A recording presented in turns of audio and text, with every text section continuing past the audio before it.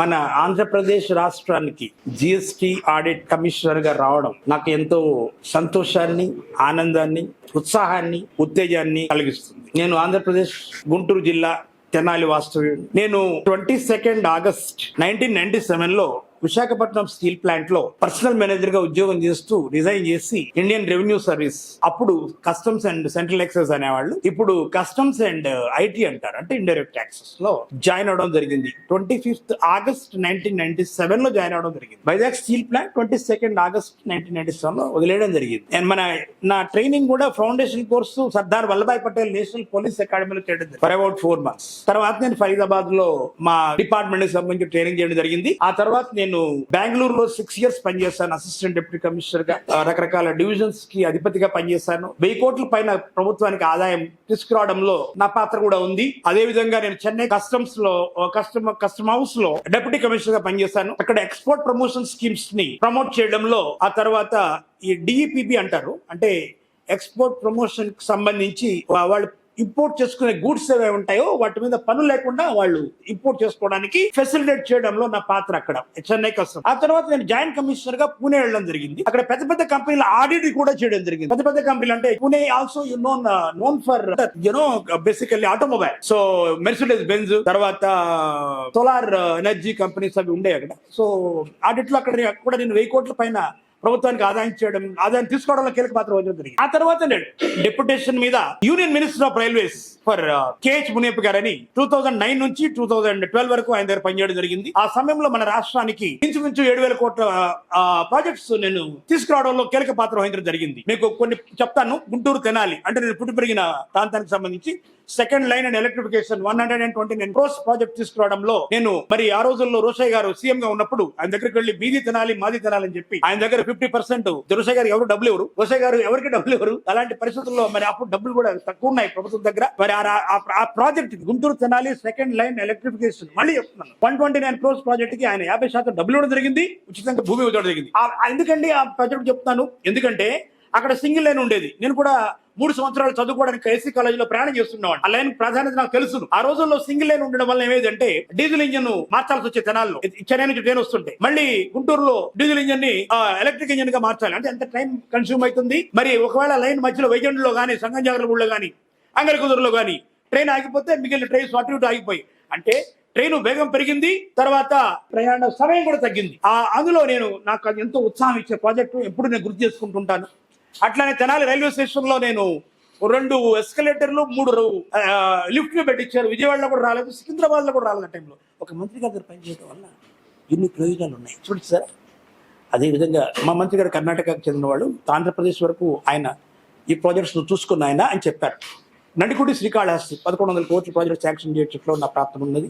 చంద్రబాబు నాయుడు గారు MMTS face అని multi modal transport system తీసుకొచ్చారు హైదరాబాద్ కి. ఆయన వాజ్పేయి గారి టైంలో MMTS phase 2 ఆనంద్ కుమార్ గారు తెచ్చారు PS గా ఉంటూ.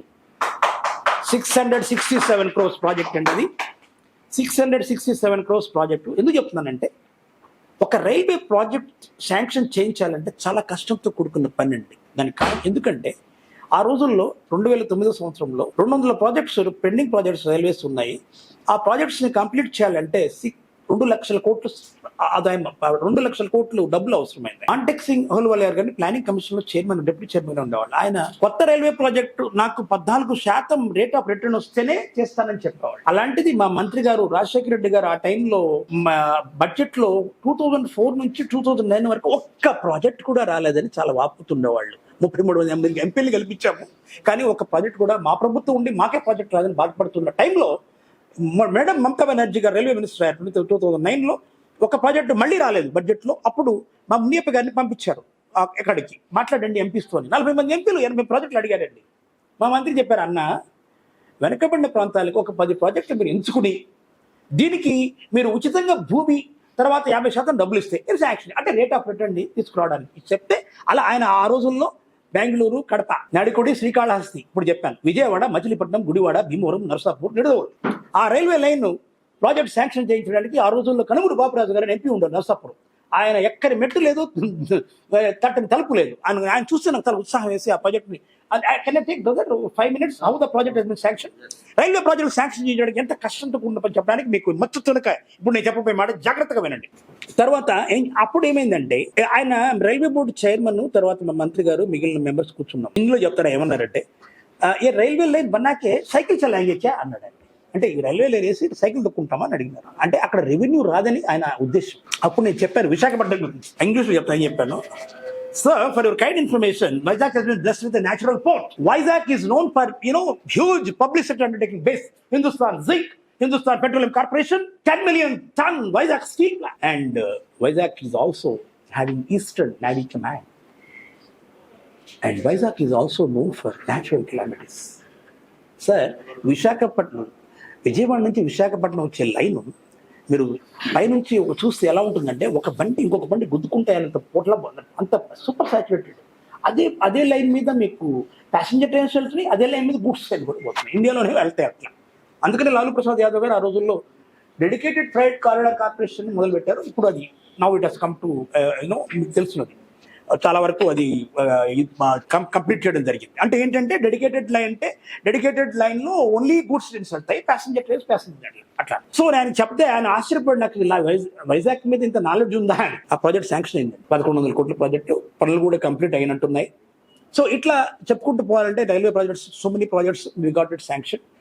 వెంకటాచలం కృష్ణపట్నం అది కూడా ఆ రోజు శాంక్షన్. నేను చదువుకుని రోజుల్లో గుంటూరు తెనాలి కమ్యూట్ చేస్తున్నానని 80 సర్క్యులర్ ట్రైన్స్ ఇంట్రొడ్యూస్ చేసామండి. గుంటూరు తెనాలి విజయవాడకి 80 సర్క్యులర్ ట్రైన్స్ మేము ఉన్న time. So that was my contribution. And then I also work with Sarvey Satyanarayana గారు as road transport highways minister ఉన్నప్పుడు అందరికి పనిచేస్తున్నాను. మీ అందరికీ బాగా తెలిసిన విషయమే, కనకదుర్గ టెంపుల్ దగ్గర ట్రాఫిక్ చాలా నచ్చనిదం నుంచి అక్కడ ఇది అవుతూ ఉండేది. దాని మీద రావాల్సిన ఫ్లైఓవర్కి దాన్ని నేను ఆయన దగ్గర పనిచేసినప్పుడు శాంక్షన్, అది కూడా తర్వాత 4-5 సంవత్సరాలతో కంప్లీట్ అవ్వడం జరిగింది. దానివల్ల మీ అందరూ తెలుసు అక్కడ ఉన్నటువంటి కంజెషన్ తగ్గింది.